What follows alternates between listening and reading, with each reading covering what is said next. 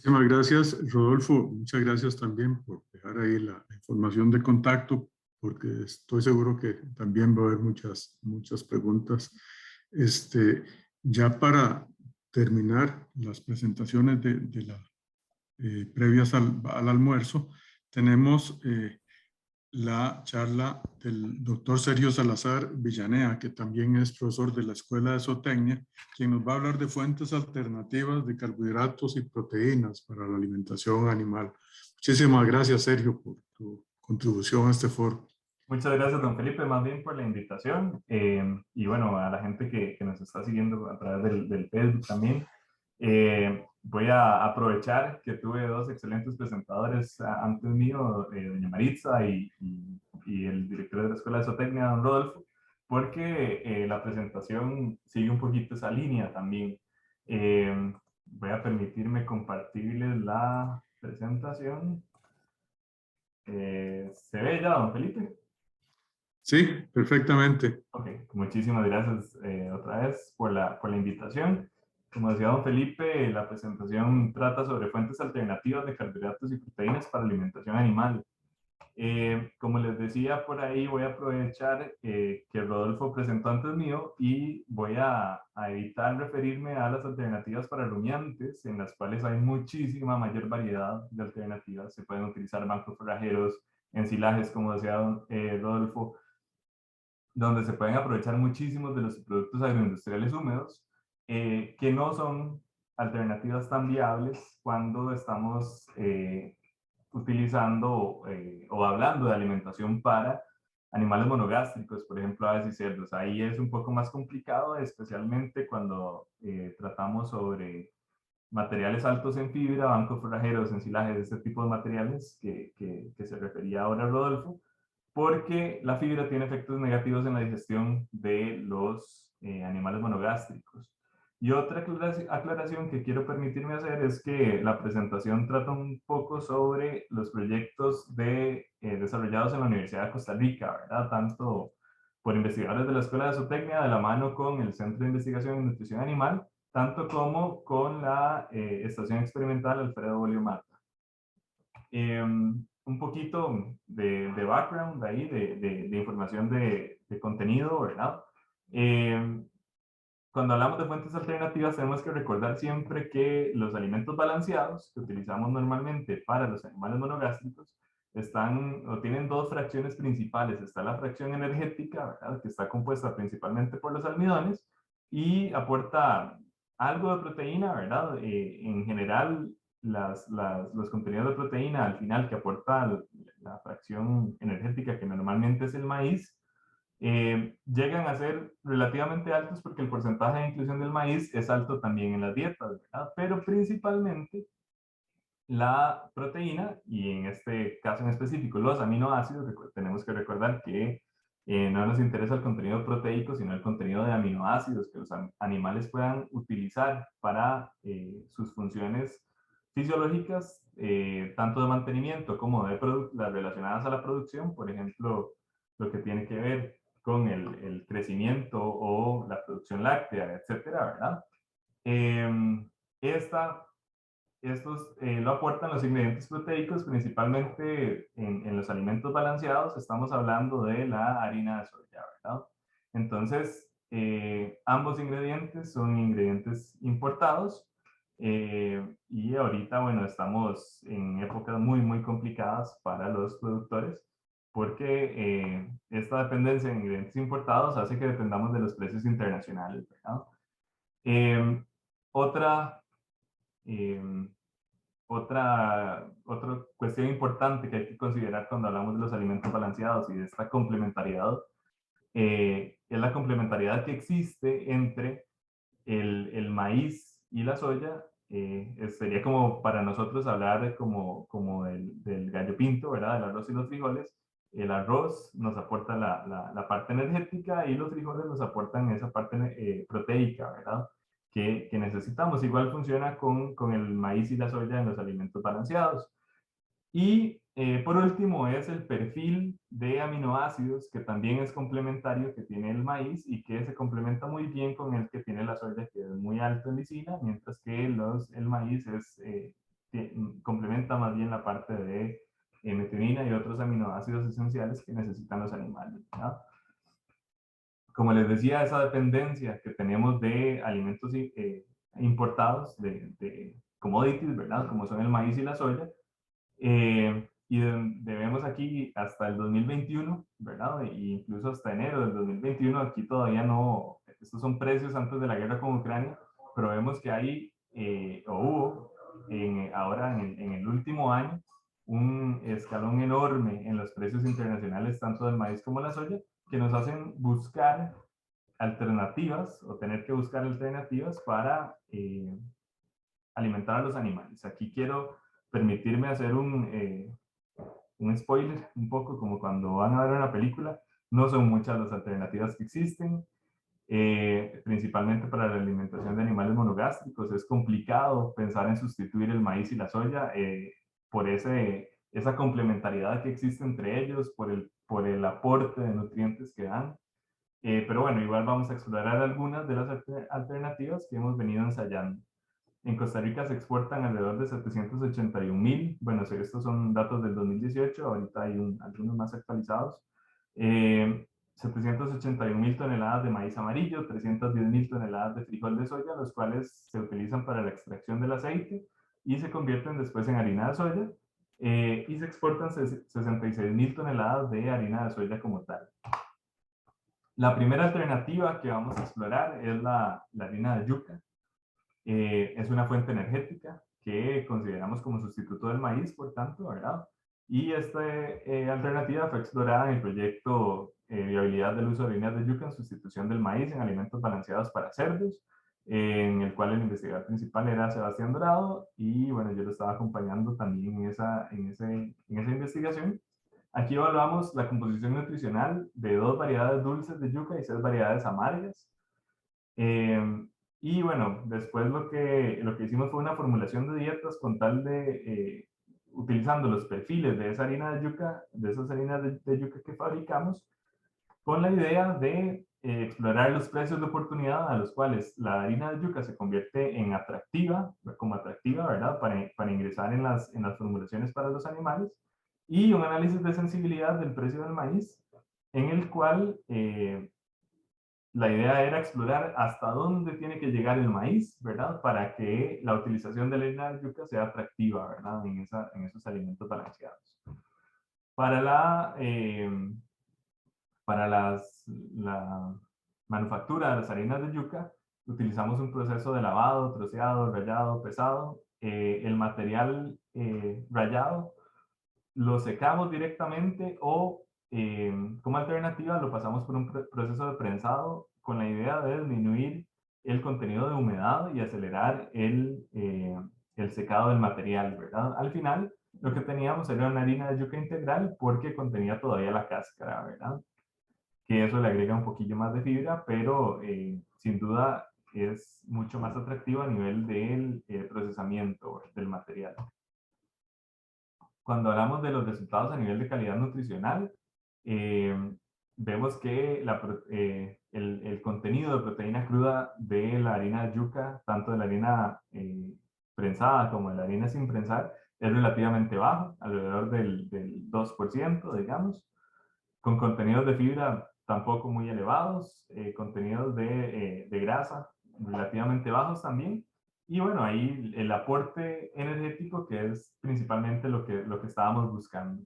Sin embargo, a la hora de ponerla a competir con el maíz, sí tenemos que considerar que tiene desventajas, ¿verdad? Por ejemplo, la harina de yuca como tal, al menos las alternativas que exploramos nosotros hasta el momento, tienen contenidos de proteína cruda más bajos, tienen contenidos lipídicos más bajos también, aunque también tienen contenidos de fibra detergente neutro un poco más bajos, no que los del maíz sean muy elevados, entonces ahí no va a haber mucho cambio a nivel digestivo en los animales, y tienen un contenido similar de energía metabolizable, que es básicamente lo que andábamos buscando.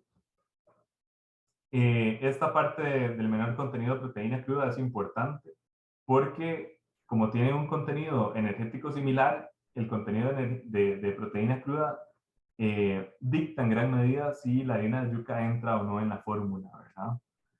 dependiendo del precio, por supuesto. Cuando se formula en programas de formulación lineal a bajo costo, ¿verdad? Aquí vamos a explorar estos ejercicios de viabilidad económica teniendo en consideración que estos ejercicios se realizaron antes de que el maíz tuviera esas subidas de precios, esas escaladas de precio, ¿verdad? Entonces vean que el precio del maíz cuando se hicieron estas simulaciones era de 135 colones por kilogramo. Ahorita anda alrededor de 285 colones por kilogramo, que es tremendo montón más, ¿verdad? Más del doble. Y para la harina de yuca tuvimos un precio estimado con base en avíos y demás, eso es del costo del producto, de 150 colones por kilogramo. Y vean cómo el costo de oportunidad, eso significa que para que la harina de yuca ingrese en las fórmulas en estos porcentajes de inclusión que se observan acá, tuvieron que disminuir tendrían que disminuir de 150 colones por kilogramo a 136 colones por kilogramo en dietas de gestación. Y vean que para dietas de inicio, por ejemplo, tendrían que disminuir hasta 114 colones por kilogramo el costo de la harina de yuca, ¿verdad? Para ser incluido en un 23%. O hasta 120 colones por kilogramo en un 6% en dietas de desarrollo, en dietas de engorde, igual a 120 colones por kilogramo para ser incluidos en un casi en un 18%. Después, como les decía, hicimos ejercicios de sensibilidad para ver hasta qué precio tendría que aumentar el maíz para ser incluido, o para la harina de yuca en su total, para reemplazar completamente el maíz en las fórmulas, ¿verdad? Y como tal, lo que vemos es que el precio máximo del maíz en dietas de gestación tendría que ser hasta 153 colones por kilogramo, y depende del tipo de fórmula, podrían aumentar hasta 236 o 242 colones por kilogramo en el caso de las dietas de inicio o de desarrollo y engorde. Y como ven, esto implica incrementos en los costos de la dieta de un 7% o de hasta un 20%, ¿verdad? Más o menos. Aquí, la mala noticia, como les decía, es que el costo del maíz ahora ya no son 135 colones por kilogramo, sino son 285 colones por kilogramo. Manteniendo este costo de 150 colones por kilogramo de la harina de yuca, vemos que ya habría posibilidad de estar reemplazando en la totalidad la harina de yuca por el maíz, manteniendo este costo, como les decía, ¿verdad? Sin embargo, estudios del INTA, que es la otra institución a nivel nacional que ha estado trabajando en la materia, ellos han estimado el costo de producción de la harina de yuca alrededor de 300 colones por kilogramo. Y vean que esto es una diferencia abismal, ¿verdad? Y no daría en este momento incluso para que estuviera entrando en las fórmulas utilizando ese costo del INTA, que es un poco elevado también. Si digamos, por ahí hay que considerar labores que en el costo de esta harina de yuca están involucrados también todo lo que tiene que ver con el personal, las horas personal que utilizan ellos, ¿verdad? Entonces, resumiendo, ¿verdad? Con respecto a la implementación de la harina de yuca en dietas para animales monogástricos, en este momento se encuentra en un estado bastante experimental, principalmente en Costa Rica. En otros países, por ejemplo en Brasil, la utilización de harinas de yuca provenientes de yucas amargas es bastante común. Y básicamente, para incrementar el uso de las harinas de yuca a nivel nacional, necesitamos incrementar la disponibilidad. No tenemos disponibilidad de los materiales para poder producir esas harinas de yuca. Esto tiene que venir acompañado de un cambio cultural. Y este cambio cultural tiene que venir acompañado principalmente de que los productores se pongan a sembrar variedades de yuca de alta producción, de toneladas de producto, ¿verdad? De yuca. Y probablemente tendría que venir de la mano con una sustitución del producto que se produce ahorita para producir yuca que se pueda comercializar, industrializar y comercializar para el consumo de animales, ¿verdad? De la mano de estos productores de yuca amarga, sin duda vendrían los industrializadores para producir las harinas de yuca, con tecnologías que puedan utilizar fuentes de biomasa tal vez más económicas. Por ejemplo, por ahí se ha explorado la idea de utilizar rastrojos de piña para el proceso de secado, ¿verdad? Para la fuente de calor. Pero aquí también hay otra parte que creo que vale la pena recalcar, y es que depende muchísimo de la competitividad del precio, por supuesto, de la harina de yuca, y esto determina la fidelidad de los consumidores, que son los productores. Entonces, el día de mañana vuelve a bajar el precio del maíz, ojalá. Y bueno, ¿qué va a pasar con los productores de harina de yuca? ¿Van a seguir encontrando mercado o va a ser sustituido por el maíz, que como les decía es el estándar de oro en cuestiones de dieta de animales, ¿verdad? Creo que aquí hay un tema, es el tema central, ¿verdad? Es la fidelidad que podamos encontrar en los consumidores, que serían los productores. Otra de las alternativas que hemos explorado, como decía doña Maritza, 2 presentaciones atrás, es la utilización de microalgas, principalmente espirulina. Esta es una fuente proteica y por lo tanto se utilizaría como sustituto de la harina de soya. Esto se exploró en el proyecto que se llamaba, titulado Utilización de microalgas en alimentación para aves y cerdos. Aquí la investigadora principal era la doctora Catalina Salas. También colaborábamos el máster Sebastián Dorado, mi persona, y el licenciado Michael Astuda. Se realizaron 2 trabajos finales de graduación, 2 tesis, tanto en gallinas de postura, la tesis de Heiner Poveda, como en cerdos en crecimiento, la tesis de Juan José Aventaño. Y bueno, aquí hay un pequeño resumen de los principales resultados de esas investigaciones. En gallinas de postura, la prueba se realizó durante 28 días. En gallinas de la línea Isa Brown, se utilizaron 4 dietas, las dietas eran isoproteicas, con porcentajes de inclusión de la espirulina de 0, que era el control, 2, 4 y 6%, ¿verdad? En las dietas. Algunos resultados es que no hubo diferencias en la masa de huevo promedio, en el porcentaje de postura o la conversión alimenticia de los animales, es decir, los animales respondieron a nivel de rendimiento productivo igual en todos los niveles de inclusión de la microalga. Una pequeña disminución en el consumo de alimento cuando utilizamos el nivel más alto de inclusión, y esto, aunque no se vio reflejado en el rendimiento productivo de los animales, sí hay que tener un poquillo de cuidado, especialmente porque podría ser que los animales estuvieran utilizando sus propias fuentes,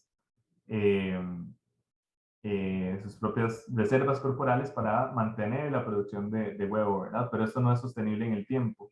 Y por ahí los animales podrían desgastarse y podríamos ver con un experimento un poco más largo tal vez resultados negativos en el rendimiento productivo de los animales si los animales disminuyen el consumo de alimento, ¿verdad? También se observó mayor cantidad de huevo sucio, principalmente en los primeros 14 días, y eso es producto del color verde intenso que tiene la microalga, ¿verdad? Y que se veía también reflejado en el alimento. Y a mayor inclusión de la microalga, también observamos mejor coloración de la yema en ausencia de pigmentantes que se utilizan en las dietas, ¿verdad? Por ahí son igual buenos resultados a nivel de que podría pensarse en un tipo de reemplazo de los pigmentantes y mantener la coloración del huevo que le gusta al consumidor en Costa Rica.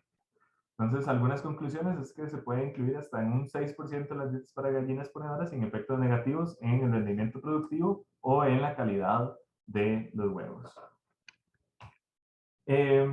Cuando lo probamos en cerdos en crecimiento, lo probamos en las etapas de cunas, en fase 2 y fase 3, en alimentos de inicio, desarrollo y engorde, en cerdos en estas etapas, ¿verdad? Y se utilizaron porcentajes de inclusión más bajos, principalmente en utilizarlo como ingrediente nutracéutico, ¿verdad? Con efectos a nivel de salud intestinal. Los porcentajes de inclusión fueron del 0%, que era el tratamiento de control, del 0.5% y del 1%. Algunos resultados es que no observamos cambios o efectos en el consumo, en la ganancia de peso o en la conversión alimenticia de los animales. De nuevo, es decir, que los animales respondieron igual a nivel del rendimiento productivo, sin importar el porcentaje de inclusión de las microalgas. Sí observamos mejoras en la altura y en el grosor de las vellosidades, principalmente en las primeras dos secciones del intestino, en el duodeno y en el yeyuno. Y esto podría ser beneficioso a nivel de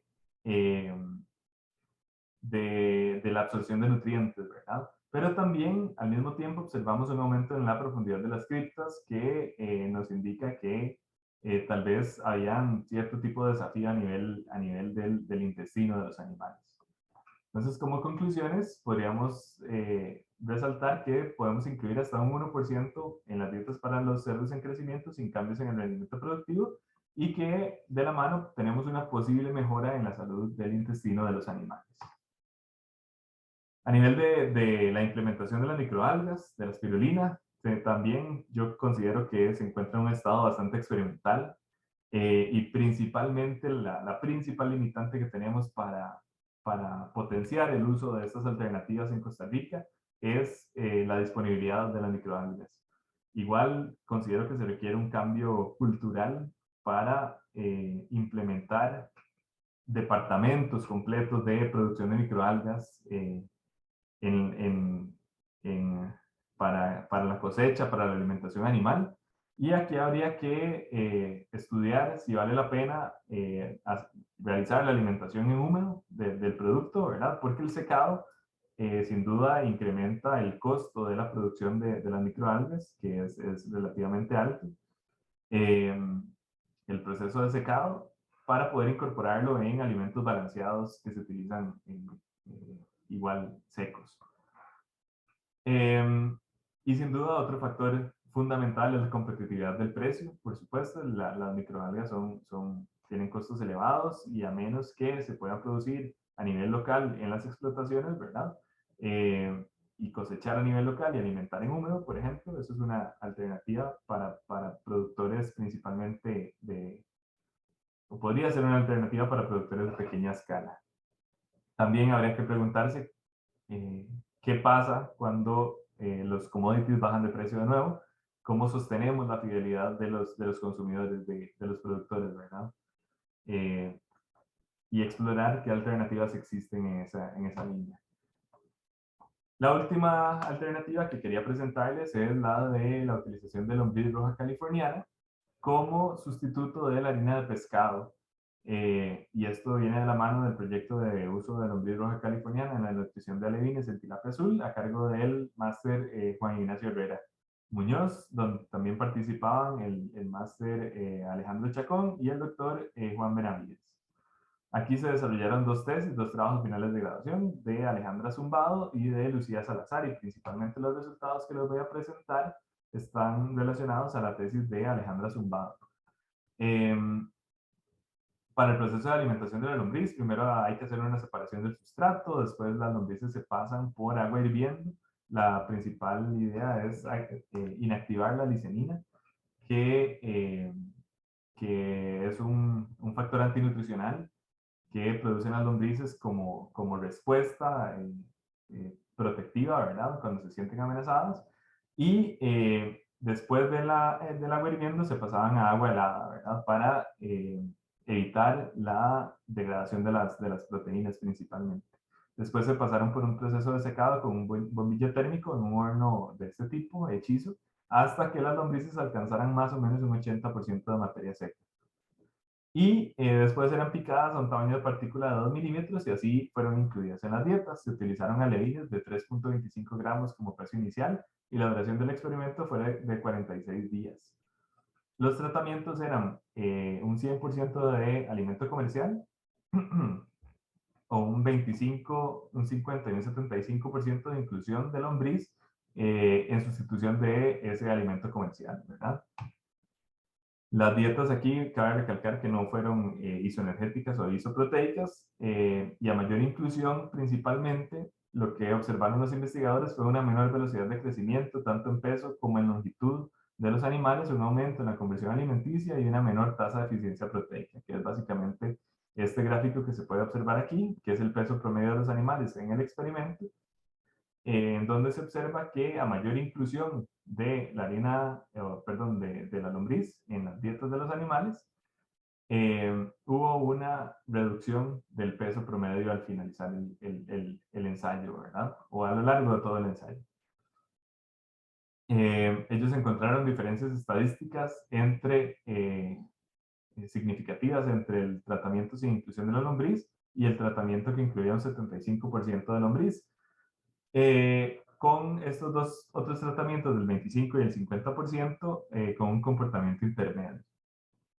Al finalizar el ensayo no observaron diferencias en la composición química de los alevines. Eso quiere decir que los alevines pueden utilizar de forma adecuada los nutrientes que se proveían en la lombriz.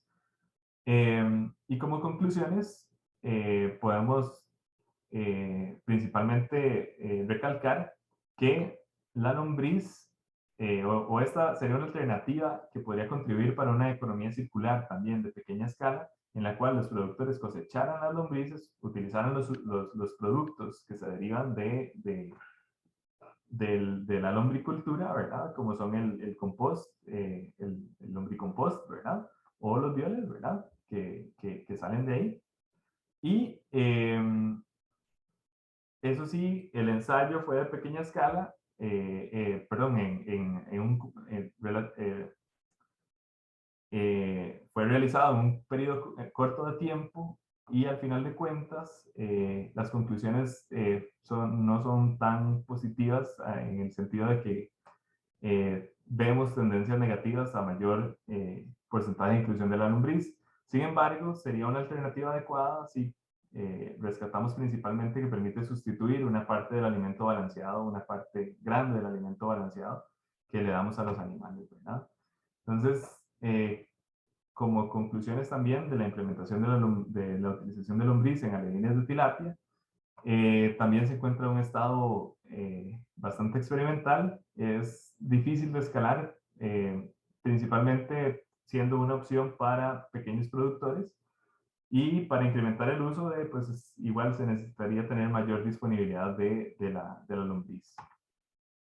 Otras alternativas que podríamos explorar, que no son fuentes alternativas de carbohidratos o de proteína, pero permiten aumentar la eficiencia en el uso de nutrientes, vienen de la mano de este otro proyecto, donde exploramos alternativas para mejorar la eficiencia en el uso de nutrientes en la nutrición de animales monogástricos, principalmente dietas bajas en nitrógeno, ¿verdad? Donde utilizamos fitasas y proteasas exógenas en dietas bajas en nitrógeno de hasta un 2.5% menos de nitrógeno, ¿verdad? De proteína cruda, que quiere decir 2.5 unidades porcentuales menos, ¿verdad? Y vean cómo los animales que tenían dietas bajas en proteína cruda tuvieron una respuesta más pobre que aquellos animales control, y con la utilización de fitasas exógenas logramos devolver el rendimiento productivo de esos animales hasta los niveles del control, ¿verdad? O sea, podemos utilizar menos proteína en las dietas de los animales, y de la mano de esta suplementación de las fitasas exógenas podemos devolver ese rendimiento productivo de los animales. También otros experimentos que hemos desarrollado han sido en la línea de utilizar proteasas de última generación, en donde vemos que la adición de las proteasas, que son todas las líneas oscuras, devuelve parcialmente el rendimiento de esos animales, o lo mejora también, ¿verdad? Además, existen otras alternativas que no hemos abarcado aquí porque no hemos realizado ese tipo de ensayos en la Escuela de Zootecnia, al menos en el pasado reciente, como son los subproductos industriales y agrícolas, pero estas son alternativas que se utilizan mucho a nivel o que veo uno muchísimo a nivel comercial.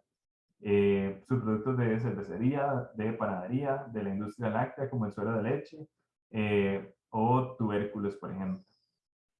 Otra alternativa podría ser la utilización de insectos, que está muy de moda en otros países, pero aquí también tenemos que recalcar que es un tema de disponibilidad y de precio, ¿verdad? Lo que estamos interesados principalmente para poder